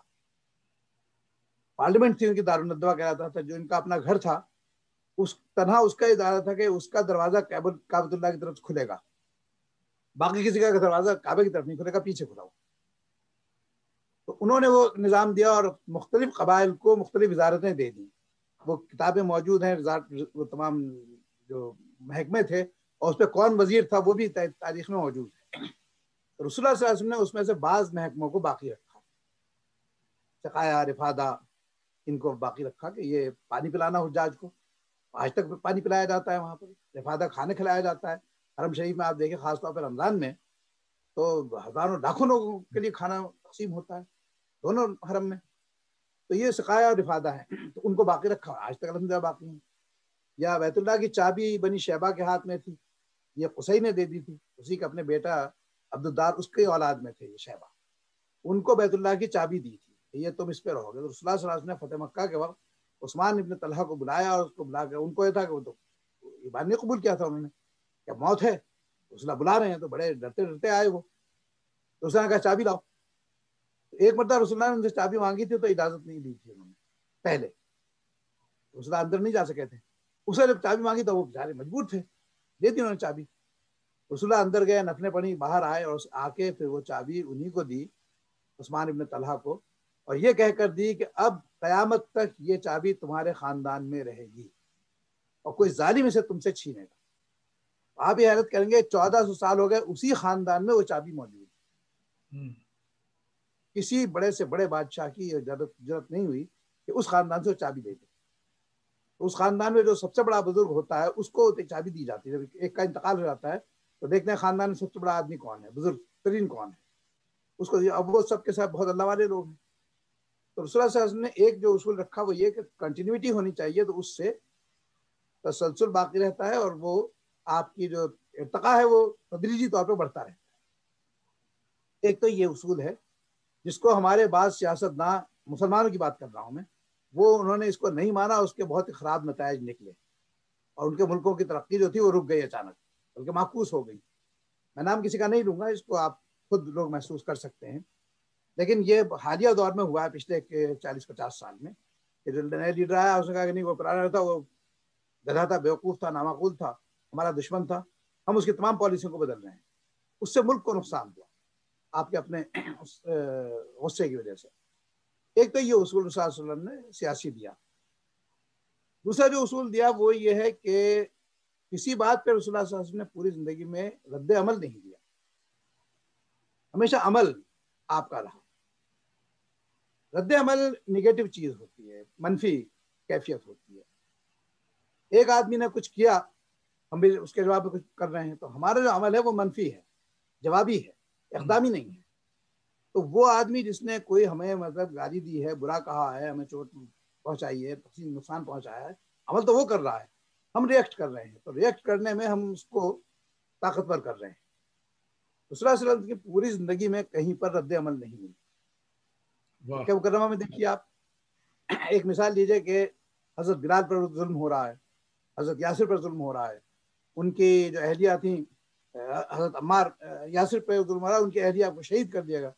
اسلام کی سب سے پہلی شہید ہیں حضرت سمیہ. رسول اللہ صلی اللہ علیہ وسلم گزرتے ہیں پاس سے اور بولتے نہیں کچھ، روکتے نہیں، بلکہ قرآن مجید میں حکم آیا کفو ایدیکم، اپنے ہاتھ روک کے رکھو، کوئی انتقامی کارروائی مت کرو. تو یہ وہ لوگ نہیں تھے کہ کوئی تھوڑے دلے لوگ تھے، کمزور لوگ تھے. بعد کی جنگوں میں انہوں نے بڑے بڑے کارنامے انجام دیے سبھی انہی صحابہ نے، لیکن مکے میں سارے کے سارے خاموش ہیں. تو رسول اللہ کہتے ہیں کہ نہیں، ریئیکشن مت دو، یہ ریئیکشن دینے کی صورت میں تم کمزور ہو جاؤ گے اور یہ طاقتور ہو جائیں گے. دوسری ایک مثال دوں میں آپ کو جو زیادہ افیکٹو ہے، کہ جنگ احد میں معلوم ہے کہ مسلمانوں کو ایک ہزیمت ہو گئی تھی اور کافی نقصان ہوا، 70 صحابہ شہید ہوئے، بہت نقصان ہوا. اور اس کے بعد جو فوج تھی قریش کی وہ واپس چلی گئی. تو وہ ایک مقام ہے، وہاں پر جا کر رکے، اور وہاں پر اب جا کر ان میں اختلاف پیدا ہوا کہ ان کی لیڈرشپ تھی. ابو سفیان لیڈر تھے، اور اکرمہ حضرت یا ابو جہل کا جو بیٹے تھے جو بعد میں بہت بڑے صحابی ہوئے اور شہید ہوئے، وہ اور دوسرے سہیل ابن عمرو، یہ لوگ ان کو ہوا کہ بھائی یہ کیا جنگ ہوئی، ہم نے تو نہ فتح ہوئی نہ شکست ہوئی، اور ہم فتح ہو گئی تھی مگر ہمیں فائدہ تو کچھ بھی نہیں ہوا نا، لوٹ مار نہیں کی ہم نے، مال غنیمت نہیں ملا ہم کو، تو جیسے گئے تھے ویسے ویسے ہی واپس جا رہے ہیں، بلکہ نقصان اٹھا کے جا رہے ہیں. تو یہ غلط ہوا ہے. تو بعض لوگ آئے تھے کہ واپس حملہ کرو، پھر واپس چلو. رسول اللہ صلی اللہ علیہ وسلم نے، زخمی ہیں لوگ، تو آپ کے 700 صحابہ تھے فوج کے، اس میں 70 تو شہید ہو گئے، 10% تو شہید ہو گئے. اب باقی جو ہیں 90%، اس میں بہت بڑی تعداد زخمیوں کی ہے. وہاں ایک صحابیہ تھیں حضرت رفیدہ، اور دوسری صحابیہ تھیں ام عمارہ نصیبہ، یہ میڈیکل ڈاکٹر تھیں. تو انہوں نے دنیا کا پہلا فیلڈ ہاسپٹل قائم کیا تھا میدان احد میں. اور بہت سی خواتین جو نرسیں تھیں، جن میں ان نرسوں میں حضرت ام المومنین حضرت عائشہ صدیقہ بھی تھیں، زخمیوں کو پانی پلانا. ان کو جو کنواری بچیاں تھیں یا جوان تھیں، ان کو زخمیوں کو ہاتھ لگانے کی اجازت نہیں تھی. ان کی برہم پٹی یہ صرف یہ دو کرتی تھیں، حضرت رفیدہ اسلمیہ اور حضرت ام عمارہ. تو انہوں نے وہ وہاں ہاسپٹل بنا دیا مسجد نبوی کے باہر. زخمیوں کی تیمارداری ہو رہی تھی رات بھر میں. صبح میں رسول اللہ نے حکم دیا کہ اب چلو پھر واپس چلتے ہیں، اور صرف وہ لوگ جائیں گے جو کل جنگ میں شریک تھے، زخمی ہیں وہ بھی جائیں گے. کوئی نیا آدمی نہیں جائے گا، نئی فوج نہیں جائے گی، کمک نہیں جائے گی. تو وہی زخمی ہیں یا تھکے ہوئے ہیں یا جو بھی کچھ ہے، اسی حالت میں وہ لوگ نکلیں گے. وہ نکلے اور حملہ الاسد تک پہنچے، جو مکہ اور مدینہ کے درمیان ایک مقام ہے. تو جب کفار کو یہ اطلاع ملی کہ رسول اللہ کی فوج آ رہی ہے، پھر وہ وہاں سے بھاگ کھڑے. مگر اب یہ اس کا مطلب یہ کہ یہ مضبوط ہیں، طاقتور ہیں. تو رسول اللہ صلی اللہ علیہ وسلم نے ریئیکشن نہیں دیا، بلکہ ایکشن کیا کہ اب تم میرے اس فیصلے پر ریئیکٹ تم کرو گے. وہی مکہ مکرمہ جب فتح مکہ ہوئی تو کیا توقع تھی لوگوں کی؟ قتل عام ہوگا. آتے تو قتل عام کرتا ہے، تاریخ میں موجود ہے. تو سب یہی توقع کر رہے تھے کہ اب کسی کی جان نہیں بچے گی. تو بہت سے صحابہ فرار ہوئے، حضرت صفوان ابن امیہ، حضرت اکرمہ، سہیل ابن عمرو، یہ لوگ فرار ہوئے. رسول اللہ صلی اللہ علیہ وسلم نے بلایا ان کو، واپس لاؤ، اور ان کو معاف کر دیا. تو اس دن آپ نے فرمایا کہ انتم الطلقاء، جاؤ تم آزاد ہو، کسی پر کوئی پابندی نہیں ہے. تو یہ بھی مطلب ایکشن تھا، ریئیکشن نہیں تھا. ریئیکشن یہ ہوتا کہ آپ قتل عام کا حکم دیتے، جبکہ روایت یہ ملتی ہے کہ اس دن رسول اللہ صلی اللہ علیہ وسلم کو اجازت ملی تھی مکے میں قتل عام کرنے کی 1 ساعت کے لیے. تو ایک امتحان تھا، رسول اللہ نے کہا نہیں، انتقام نہیں لوں گا. تو وہ تھا کہ ایکشن اپنے ہاتھ میں رکھیے تو آپ کامیاب رہیں گے، طاقت پر رہیں گے. تو آج کے دور میں خاص طور پہ مسلم سیاستدان جو ہیں، وہ ہم ریئیکشن کی سیاست میں مبتلا ہیں. پوری دنیا میں امریکہ نے یہ کر دیا، روس نے یہ کر دیا، اسرائیل نے یہ کر دیا، پاکستان نے یہ کر دیا، ہندوستان نے یہ کر دیا، اس پہ ہمارا ریئیکشن ہوتا جاتا ہے. تو اس میں ہم کمزور ہوتے ہیں. رسول اللہ کی سیاسی سنت یہ نہیں. یہ 2 نقطے میں سیاست سے، سیرت سے جو میں نے اخذ کیے ہیں، وہ یہ ہیں کہ ہم کو رسول اللہ صلی اللہ علیہ وسلم کی سیرت سے کس طریقے سے استفادہ کرنا چاہیے. اور میں ایک بات اور عرض کر دوں کہ یہ دونوں نقطے میں نے سیرت کی کسی کتاب میں نہیں دیکھے. جو میں نے مطالعہ کیا ہے اس پچھلے مطلب زندگی بھر میں، اور خاص طور پہ پچھلے 20 سال میں، اس سے میں نے یہ اخذ کیا ہے۔ بہت اچھا پوائنٹ۔ اسی کے حوالے سے وہ کرائی آف کارٹون بھی کتاب آپ کی، کارٹون جی کرائی جو ہے، کیا ہے وہ؟ کارٹون کا جی، وہ بھی وہی ہے کہ میں اس میں بتایا یہ ہے کہ آپ لوگ ریئیکٹ کر رہے ہیں، ہمارے پاس تو ایکشن یہ ہے۔ بہت اچھی بات۔ تو صاحب سیرت پر کام کرنے والے نئے حضرات جو ہیں، نئے قلمکار جو ہیں، مختصراً ان کو آخری مشورہ آپ کیا دے رہے ہیں؟ کام کرتے رہیے، برکت کی بات ہے، زندگی میں خیر ظاہر ہوتی ہے، ذہن کھلتا ہے، اور نئے نئے نقطے، آپ دنیا کے کسی بھی علم کو بار بار پڑھیے تو ضروری نہیں کہ اس میں ہر مرتبہ آپ کو کوئی نیا نقطہ ملے، لیکن سیرت اور تفسیر یہ دو ایسے ہیں کہ جب بھی آپ اس پہ اہل ہوں اور اس کے لیے بڑھیں تو اس سے یقیناً راستے کھلتے ہیں۔ تو میرا مشورہ یہی ہے کہ سیرت کا مطالعہ مستقل کرتے رہیے۔ میرے پاس اس وقت جو سیرت کی کتابیں، تقریباً 1 درجن سے زیادہ کتابیں ہیں سیرت پر، تو میرے اپنے ذخیرے میں، اردو میں، ہندی میں، عربی میں، اردو میں، انگریزی میں، اور اس میں عربی میں، اور اسی طریقے سے صحابہ اور تابعین، ان پر بھی تقریباً 12-15 کتابیں ہیں، اور میں ان کا مطالعہ کرتا رہتا ہوں۔ تو یہ نہیں ہے کہ بھائی ٹھیک ہے سیرت ابن ہشام رکھ لی ہے اور میں نے 10 سال پہلے پڑھ لی تھی، وہ اب مجھے پڑھنے کی ضرورت نہیں ہے، میں اکثر اس کو مطالعے میں رکھتا ہوں، اور اب یہ کام کر رہا ہوں تو اس میں تو بار بار مجھے حوالوں کی ضرورت پڑتی ہے، تو مجھے یہ بھی یاد ہو گیا ہے کہ کون سی چیز مجھے کس جگہ پر کس کتاب میں ملے گی، واہ، بار بار مطالعے سے۔ تو جو لوگ نیا اس پہ کام کرنے والے لوگ ہیں، ان کے لیے مشورہ یہی ہے کہ وہ مطلب اس پر مطالعہ کرتے رہیں اور کام کرنے کی توفیق اللہ دے، تو اس سے بڑی سعادت کوئی نہیں ہے، یہ آخرت میں بہت بڑا انعام ثابت ہوگی انشاءاللہ۔ تو شاید آخرت۔ جی جی، قبلہ طارق غازی بھائی، آپ کا صمیم قلب سے شکریہ کہ روزے میں آپ نے اتنا وقت نکالا، اور ماشاءاللہ بڑی اچھی باتیں ہوئیں، اور دوستوں اور ناظرین آپ سب کا بھی فرداً فرداً شکریہ۔ اس سے انشاءاللہ پہلے میں ایک چیز اور آپ کو سنا دینا چاہتا ہوں، جی جی حادثے کی چیز ہے یہ، جی، اور یہ شب قدر میں ہوئی ہے، ماشاءاللہ۔ نعت ہے ہاں جی، جی، عطا ہو عطا ہو۔ یہ مطلب 25 تاریخ کو میں شب میں بیٹھا ہوا کچھ کام کر رہا تھا، تو اس وقت وہ ایک مصرع آ گیا ذہن میں، بس مسے کا ایک ٹکڑا، اچھا،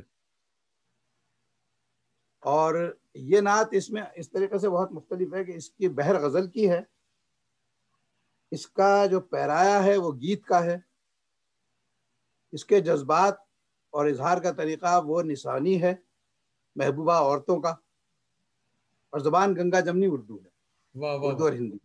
واہ واہ، سبحان اللہ۔ جی، عطا ہو، یہ گویا عورتوں کے جذبات کی ایک قسم کی نمائندگی ہے۔ رجوانی۔ جی، تو یہ غزل، یہ نعت میں پیش کر دیتا ہوں۔ عطا ہو، ماشاءاللہ۔ مدینہ جگمگا اٹھا، مدینہ جگ، مدینہ جگمگا اٹھا، میرے رب کی نظریہ ہے۔ واہ واہ واہ قافیے پہ غور واہ کیجیے گا۔ واہ واہ واہ، مدینہ جگمگا اٹھا، میرے رب کی نظریہ ہے، میری جنت ابو ایوب کے گھر کی اٹریا ہے۔ آئے ہائے، سبحان اللہ سبحان اللہ۔ میری جنت ابو ایوب کے گھر کی اٹریا ہے۔ دیکھیے گا، یہاں پلکیں بچھائے بیٹھے رہتے ہیں فرشتے بھی، واہ، یہاں پلکیں بچھائے بیٹھے رہتے ہیں فرشتے بھی، فرشتے بھی، سنبھل کر چل سکیری، یہ نبی جی کی نگریا ہے۔ واہ واہ واہ واہ واہ واہ، سبحان سنبھل کر اللہ۔ چل سکیری، یہ نبی جی کی نگریا ہے۔ اور شعر ہے کہ میں واری جاؤں ماہی کے، واہ میں واری جاؤں ماہی کے، جو سب کا بھی ہے میرا بھی۔ واہ واہ واہ واہ، میں واری جاؤں ماہی کے، جو سب کا بھی ہے میرا بھی۔ میرا بھی۔ پڑا ہے کال اور وہ ہر کال میں رحمت کا دریا ہے۔ واہ واہ واہ، پڑا ہے کال وہ ہر کال میں رحمت کا احمد دریا ہے۔ ہم، اور یہ شعر دیکھیے کہ چلا چل آ اس گھاٹ پر، ایمان کے ریٹھے سے دھوئیں گے۔ واہ واہ واہ، چلا اس گھاٹ پر، ایمان کے ریٹھے سے دھوئیں گے، سہیلی اپنے جیون کی بہت میلی گٹھریا ہے۔ واہ واہ واہ واہ، سبحان اللہ سبحان اللہ، کیا بات۔ سہیلی اپنے جیون کی بہت میلی گٹھریا ہے.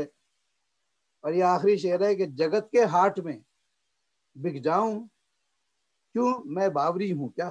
واہ. جگت کے ہاٹ میں بک جگت کے ہاٹ میں بک جاؤں کیوں میں باوری ہوں کیا. یہاں میں بیچ دوں تن من نبی جی کی بجریا ہے. واہ واہ واہ واہ. یہاں میں بیچ دوں تن من نبی جی کی بجریا ہے. واہ واہ واہ. سبحان اللہ سبحان اللہ. یہ بالکل آپ کو تازہ سلامت اور شب قدر کی سوغات ہے. سلامت رکھے. ماشاء اللہ ماشاء اللہ. واہ واہ واہ. تو دوستوں ناظرین آپ سب کا بھی بہت بہت فردن شکریہ. رمضان کی جو ٹائمنگز تھی ہمارے اوقات کینیڈا اور انڈیا کی خصوصاً صبح شام کا مسئلہ تھا، اس لیے یہ 4 پروگرام پچھلے ہم نے ریکارڈڈ. بہت سے دوستوں کو پریشانی بھی تھی اور وہ یہ شکایت کر رہے تھے کہ سیٹرڈے کو کیوں نہیں لائیو پروگرام ہو رہا. تو اب انشاءاللہ اگلے ہفتے سے وہ ریزیوم کریں گے اور 15 مئی سے ہمارا پروگرام دوبارہ فیس بک پر لائیو ہوا کرے گا. تو اجازت دیں، پھر ملیں گے اگر خدا لایا. خوش باش. السلام علیکم و رحمۃ اللہ وبرکاتہ.